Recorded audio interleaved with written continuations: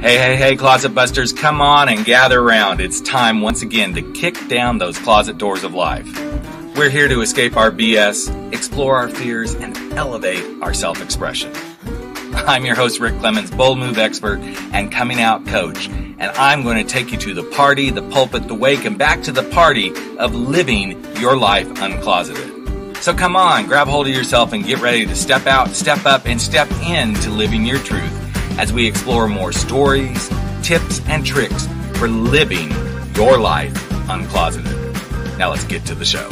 Hey, Life Uncloseted family. It is time once again for Life Uncloseted, where we kick those closet doors down, we make bold moves, and we live our lives without apologizing. And sometimes to get to that space where we live our life without apologizing, you just got to go through a transformation. In fact, coming out is a big transformation in and of itself. But sometimes you just got to transform the community as well. And those of you who've listened to the show, you know that I have worked at the Slow Film Festival the last couple of years. And I was on the hunt this Slow Film Festival for something unique to bring to our month of Pride celebration. So again, happy Pride, everybody. And lo and behold, my wishes were granted. My fairy godfathers and mothers waved their magic wand. And there was a fabulous movie that I got to see, ironically called Transformations. And the star of the movie is with us today. And I think I'm just going to say, welcome to the show, Deja Brooks. So thanks for being here, honey. Thank you so much, Gal. Thank you. I appreciate it. Happy Pride to everyone. Yes. And Deja Brooks was just amazing. We had people, but I'm going to say we at the film festival also had people laughing and crying and clapping and loving that Deja and her crew, a.k.a. Brandon Eisman, her assistant, that's right, make things happen in a little tiny town. Okay, everybody get ready for this. In Lawrence, Kansas. They transform the community every year. So, Deja, let's kind of talk about, whatever you want to talk about, girl. I'm cool with that. But you do wave your little magic wand there in little Lawrence, Kansas every year, don't you? I try. I really do try. We are in the heart of the United States, literally smack dab in the middle of the United States. Yep. And, there for a while we were a red state, but we are finally a blue state. And my big goal was to make our Sapphire of Lawrence shine bright in a ruby state. And finally, we can have a full state of sapphires shining bright. Absolutely. Yeah. Well, that's awesome. So the sapphires that Deja, a.k.a. Brandon, is talking about is a little bit of transformation that she makes happen every year by doing some fun stuff. Now, not only does Deja do amazing stuff, we're going to let her brag a little bit here about all the, sasses she's won transforming herself. But let's kind of start with you do some drag queen story times, right? I do, yeah. So the Lawrence Public Library is so amazing. But yeah, we started last June having a reading rainbow, if you will. And nice. Huge success for the Midwest to have a drag queen sharing love and family and what it means to love and be unique and kindness to kiddos and parents and grandparents and truly everyone who attends. Mm-hmm. Yeah.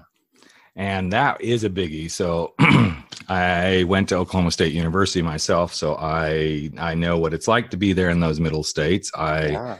Also, I wasn't out at the time. I was like, okay, I know something's going on with me, but I'm not sure what that looks like or feels like. It took me 36 years to figure that whole thing out, even though I knew exactly what it was, but was in denial partially because I was living in those middle states. But it's interesting to watch what you have brought to that little, middle of the world sort of space and letting Deja really kind of take things forward. Yeah. And go ahead. No, I think it's interesting to watch literally the transformation you started to create in the middle of the country. So what was the inspiration for the thing that started to really become, your thing, other than, you're fabulous and you have won, you won some awards. I'll let you tell the audience about that. But there was a little thing that's become kind of a big thing now in Lawrence, Kansas. So yeah. So, well, I started my drag career and continued performing and went into pageantry. And so I competed for Miss Gay America. And with any kind of hobby, hobbies somewhat are expensive. So especially in the pageant world, you have gowns and wigs and costumes and everything that truly is handmade. And so all of that costs money. Yep. And so I went to Vegas. I got my ticket for Miss Gay America by competing for Miss Gay Western States. And Nationals was in October, and like 3 weeks prior to heading to Nationals, a good friend at the time said, we need to have a benefit show for you. Let's try to figure this out. And I said, well, there's no time. There's no time to do something on this scale. Right. Before heading to Nationals. I got back from Nationals. We talked about what it would look like having a unique event in Lawrence, Kansas. And what we came up with was to take 10 women of the community, pair them with female impersonators or drag queens, and make them over. Let these women have a true night on stage. Let their moment shine bright. And we didn't tell people what it was. It was a pageant-style setting, so these women were made over. They competed in evening gown, which we consider glamour, and then they went into talent and an on-stage question, all while representing local charities. And so really what that was doing, it was providing more exposure for the charities within Douglas County and Lawrence. And so we did that for 5 years, selling out each year. Our 6th year, we had an all-star year, and 13 of the ladies came back to compete again. Wow. Which was amazing. And then, every year we're growing, of course, or transforming. And so finally I decided, okay, enough with everyone asking me about when are we going to make over men. So we did it. We took 10 men of the community who agreed or applied, if you will. And so that was Transformations 2018, and we had an amazing time. We had, the documentary. We've been working with Alonzo Mayo and a fluid film, and I had talked about it for a while, wanting to, just capture some of these moments that the women were bringing to the stage for our community. But when we decided to really do this for men, he's like, we're on board. Yeah. We are there. We're filming. We're going to, capture this moment. And that's what they did within Transformations. So, and it's such a beautiful, fun film. And the first time I saw, I think I saw it every show. I think I saw every showing at the Slow Film Festival because, well, partially because I was working as a host. So I made sure I was hosting most of the gay films for sure. But it was so interesting because I was supposed to be working at another film the first day when you guys, debuted it at the festival. And ironically, that film was completely full. And so there wasn't even a place for me as a volunteer to sit. And I'm like, well, that's okay. I'll just kind of watch my watch and everything. And I wandered in knowing that I was going to work your film the next day or sometime, and I knew my husband and I were going to go see it together on the weekend. And I'm like, okay, this is one of those moments where you feel like you're cheating on your husband. Cause it's like, okay, I don't want him to know I've already seen this. So I'm going to have to make sure I laugh at all the appropriate moments and all this sort of stuff. And I was sitting at the back of the theater, and there was another volunteer sitting at the back of the theater, and I didn't even know this gal, and I am laughing, and I am crying, and I'm just like high-fiving, myself in those moments going, go girl, go girl. And she leans up to me and she goes, you're really into this. And she goes, you'd be perfect to be on that stage. And I turned around and said, girl, I'm gay. I totally get all this. And needless to say, I made a new friend to her, and she is still pushing like, we're going to do this here in San Luis Obispo. So it's awesome. It's awesome. Yeah. So let's talk a little bit about that journey for you, because I know you're a performer and stuff, but there were moments. I mean, there's just some moments in that film where, I was brought to tears as you went through it, because you knew you were being filmed. Was the emotional stuff high for you, or was it like, okay, we're just getting this done? Was it easy to like be just you, or was there like additional pressure there? Well, of course, when you're being filmed, there's additional pressure of how you sound, what you look like, what you're portraying, what your message is. But really the message just came through, and I didn't have to work on it, or work at it. It just flowed. And Alonzo really captured that, I think, with all of the guys that he followed. So, the film really isn't about the event. It's about 4 guys in Lawrence, Kansas, who are competing in drag for local charities. 7 of which are straight, and so, which is commendable for them to put themselves out there. But the thing was, the film didn't also, follow them. It followed my mom. It followed my son. I have an amazing, soon-to-be 13-year-old boy. Yes, and we're all praying for you. So thank you. Yeah, no, he's great, actually. Knock on wood that it continues. But it's not only about me and about these guys, but it's about him and what he perceives as what's going on. And thankfully, he's grown up in this world of people being different and what is the norm and what isn't the norm. And this is just our life. Right. He's grown up with drag queens as aunts and, attending pageants and literally from 3 years old on. So, and he has a unique background as well in that you and his mom are both members of the community. That's and correct. you have surrogated together, all that whole thing. You made the choice and you co-parent and those moments in the movie were amazing too. And it was so interesting because, as a host of the movie, then I take the ballots for voting and all that stuff. And so I get to hear a lot of the comments as people come out. And I remember the second show that I was working, it was an older crowd for that one. And, but it was pretty full. It was like, okay, I think this one's almost like completely booked out. And I remember these 2 older, beautiful seniors coming out and they were arguing. They were arguing about, I don't think that was the wife. And she's like, no, it's not the wife. It's the surrogate mother. And well, I don't think that was her. I don't think she's the one with the headphones on backstage. And yes, and it was just so funny. That's so funny. Yeah. Because it's like these things that people caught. And then the one who was like absolutely convinced that it was her said, this is really stupid that we're even arguing about. Why don't we just talk about how great that film was? Oh, yay. It was such a beautiful moment to hear that kind of come forward, just to watch those things come out of the audience. So I would anticipate for you, given that it was the first time you guys did it with the men, and then on top of that, here you are filming this, I would assume there were some pretty deep emotions for you personally at times when you saw things happen with these guys. There was. So Tyson Combs, he actually went on to win for a charity called Baby J's Legacy of Hope. He comes from a family who really does not support this lifestyle. In fact, he makes a statement in the filming process that, his friends and family would prefer that him not to post anything about this event. But he so eloquently puts it out there that, what we're doing here in Lawrence, Kansas is so appropriate for all of these nonprofits. And just the fact that we're in drag, but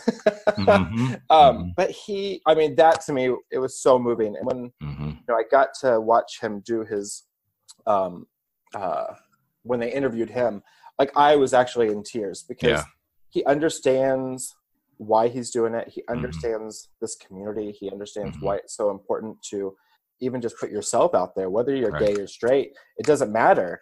You kind of just have to put yourself out there in order for people to open their minds a little bit and accept maybe differences within your family or, your community. Right.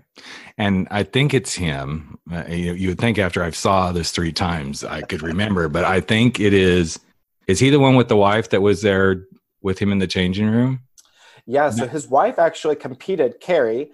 She competed in the past her own year, and then as well as the All-Star year. So, but there were a couple of different guys, and I think he's the one that there's one moment when in the movie he pivots to look in the mirror, and it was like, I mean, I just saying that, I just got chills again, because it's like when that head pivots and he sees himself, and then suddenly it's like this perfect drag queen kind of and rising to the moment. It was so, I don't know. I can't even describe it, because it is just, it's one of those moments. Have their own transformation. Oh yeah. Mean, they are going through their own, their mind of what it's going to look like for them. And then who's the guy that's the more stocky, heavier guy of the four that? The teacher or the not bar the teacher, or the bar owner guy. Yeah.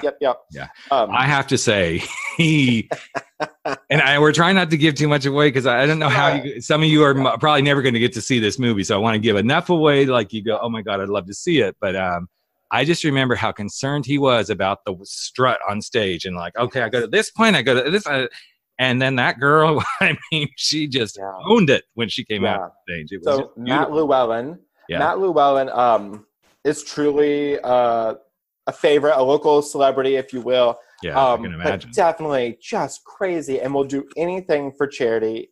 He competed for the Boys and Girls Club, and but he was so determined and focused on how he was going to model his gown and how he was to walk across that stage. But the whole time he's not listening. Like he's just he's just not taking in what we're telling him, and he's so focused. It was a hoot. Like I think the true show is backstage. I agree. The show is not what we bring to the stage. It is truly what happens in the dressing room, because when you have 10 drag queens and 10 contestants, and they're all trying to outshine or out diva the other. Yeah, that's your show. And it is. And it's so interesting, when you start to see, especially the coach, really just kind of take on. And one of the funniest moments is when he's in his high heels going out to the bar, and I was like literally almost rolling on the floor, because it's like, okay, I'm just doing this, and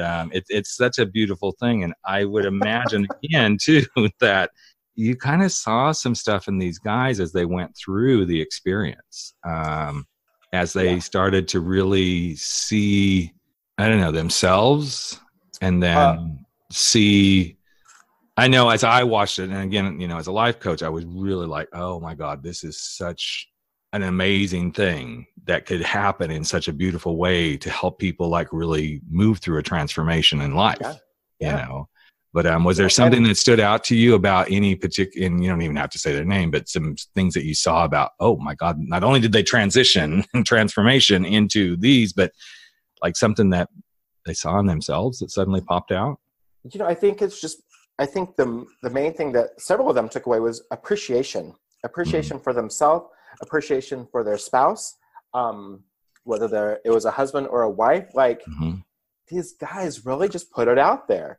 And, I use the word transform a lot, but really that is truly what happened. Like, they accepted, they embraced this challenge and did it for some amazing charities. And even the charities, they transform each year, because they're getting the acknowledgement and the recognition that a lot of charities just don't really receive. And so it's great for them as well to be able to have a spotlight shine, bright on them for one night. And you walk away, the community walks away learning a little bit more about what services we have in our community, and who these guys are, who want to help these organizations, achieve their goals. It's so interesting to watch this happen. And I would only venture a guess that for you, there was some moments where you're like, wow, this is so different than with the women. So different. Yeah. Women, they're already, they're used to have the body. They already have hips and breasts and, cheekbones. And for men, we have to add that, we add couch cushions for our hips and our breasts, and wearing hose and nails and all of that, that is, that's an undertaking in itself. Yeah, exactly. Well, yeah, especially guys who are like, have no clue what drag queens or female impersonators go through to make this transformation happen. It's like, okay, there's so much, in fact, in the film, I still laugh at the one, like, I really appreciate, what it takes for my wife to even just put on a bra. It's like, well, duh. You think those things are fun and comfortable? I mean, it's amazing. But as you went through it, is there something specific you learned about yourself in the men's experience versus, you've been doing this with women and then suddenly here's this men's thing. Is there something that popped out for you personally? This was our second year doing men's, so our 8th year altogether. But, I'm still just learning that it's not even learning. It's just realizing and understanding that what we're doing is making an impact on the community. And that's what it's really all about. And so for my son, to see and to learn more about our community and to understand the resources that we have, you never know when you're going to need a resource and where that resource is going to come from. But that's really one of the main things that I want for him is to understand your community as a heart. What can your community provide to you? Or maybe provide to his friends in school or whatever the case may be. So that really, to me, getting to understand and learn more about our nonprofits here in town is truly rewarding in itself. And so every year I really love when we get a new organization brought on, because not only do I get to learn about it, but the family gets to learn about it. Our community gets to, open their door to it a little bit more. And so that's really the important thing to me. And it's great that I get to walk away, feeling, pretty proud that, yes, it would be amazing for all 10 of our charities to win, but truly all 10 of our charities are winning because, they're getting exposure. So much recognition. Yeah, exactly. And what would Deja say? Yes, Queen, for every one of them. Yes.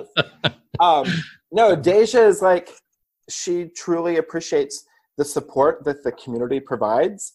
That really, I'm amazed, each year when I'm starting to work on this, well, I work on it every day because I think about this event every day. Right. But when it's time for sponsors or support, the community is just right there. And, the Lawrence magazine has done a feature on us 6 out of the 8 years. And like, it's crazy to see the support that, this community gives. But of all the places in Kansas to do this, this is it. So yeah, it is. It's amazing. It is such a little tiny mecca in the middle of the United States, and I've been there a couple of times because of Oklahoma State, and everybody being so competitive. But my grandfather actually was born in Lawrence, Kansas, so many years ago.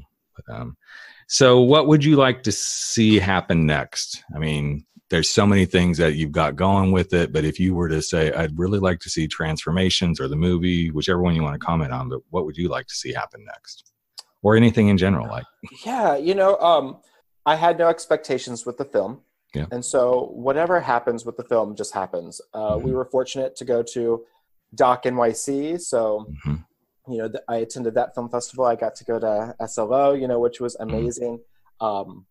It went to the Free State Film Festival here in Lawrence. So we've covered, across the United States, but again, no expectations. Yeah. Would it be amazing for it to continue and go to some other film festivals? For sure. Outfest would be amazing to get into.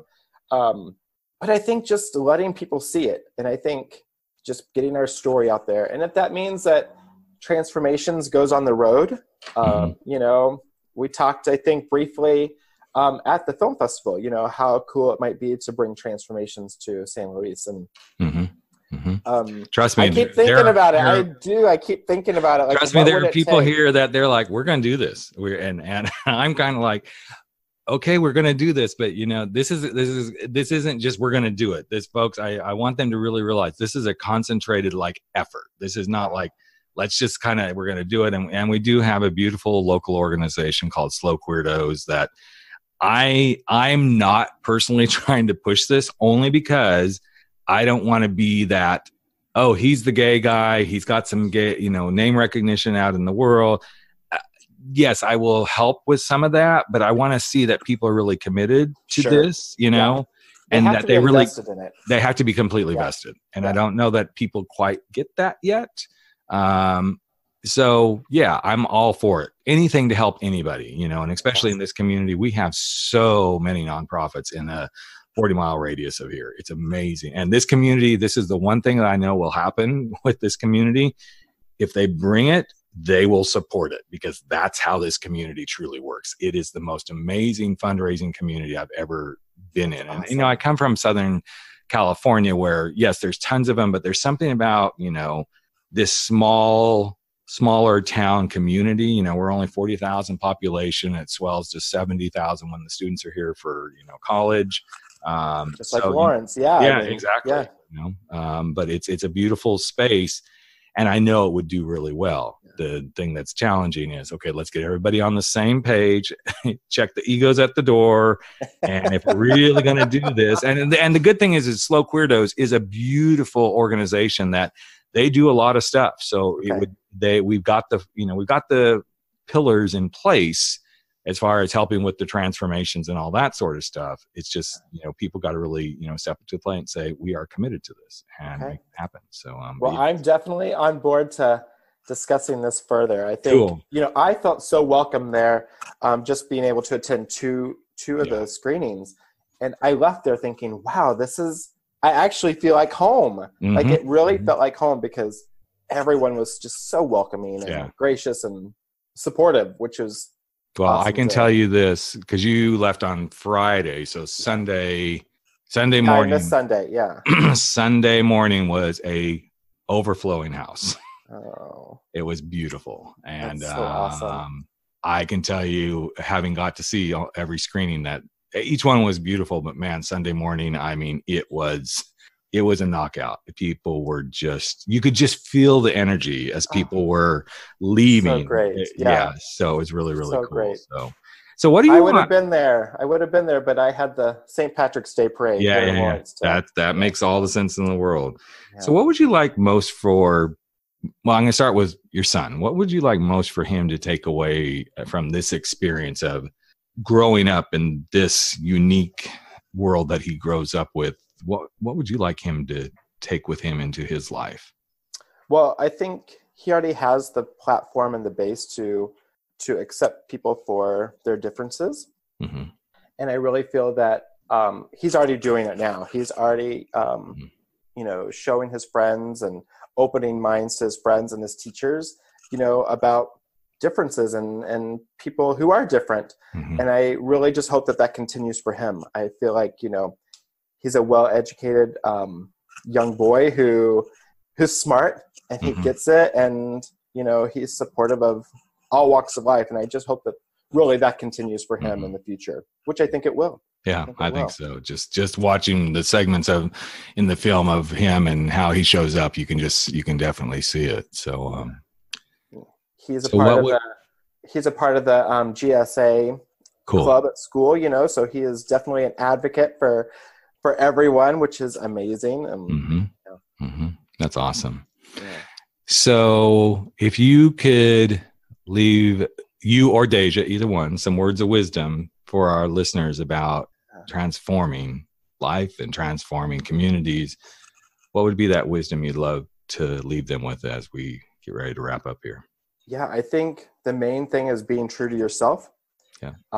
Letting yourself be who you are, putting yourself out there, whether that causes stress for some or even stress for yourself. The fact that you're putting yourself out there and you're being true to yourself is highly commendable, and you'll go places. Mm-hmm. I think even putting yourself out there will, like I said earlier, it will open the minds to those around you. And what's better than that, Right. And given our current, climate. Right.